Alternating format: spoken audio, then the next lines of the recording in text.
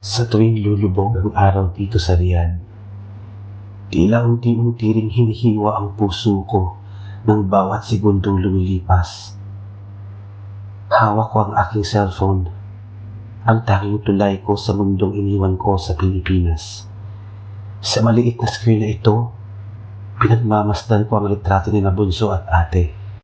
Malalaki na sila, at sa bawat tawag namin, ramdam ko ang unti-unting pagbabago ng kanilang mga boses. Ang mga kwentong hindi ko na personal pang nasaksihan. Mahirap maging katulong sa ibang bansa. Dito, ang oras ko ay hindi sa akin. Ang bawat kilos ko ay dapat mabilis. Ang bawat utos ay dapat sundin ng walang reklamo. Ngunit ang pinakamahirap na trabaho ay hindi ang paglilinis ng dambuhalang mansyon o pagpupuyat sa mga gawaing bahay. Ang tunay na pasakit ay ang pangungulila. Naalala ko pa nung huling yakap ko sa kanila sa airport. Ang init ng kanilang mga bisig ang nagsisilbi kong baluti laban sa lamig ng aircon sa eroplano. Pero ngayon, sa gitna ng init ng disyerto, giniginaw ang kaluluwa ko. May mga gabing tinitiis ko ang pagod at gutom. Huwag lang silang magkulang sa baon o pambayad sa matrikula.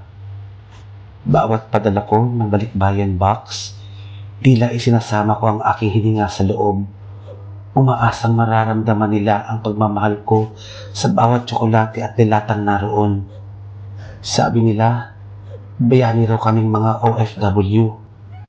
Pero ang totoo, isa lang akong magulang na nagnanais ng magandang kinabukasan para sa kanyang mga anak.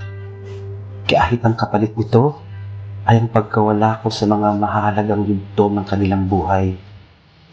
Magtatrabaho ako, magtitiis, dahil sa bawat patak ng aking pawis at luha. Ang tanging dalangin ko ay ang araw na hindi ko na kailangang umalis muli. At ang yakap namin ay hindi lamang sa screen ng cellphone magtatapos. Miss na miss ko na kayo, aking mga anak. Mahal na mahal ko kayo. Mag-ingat kayo palagi.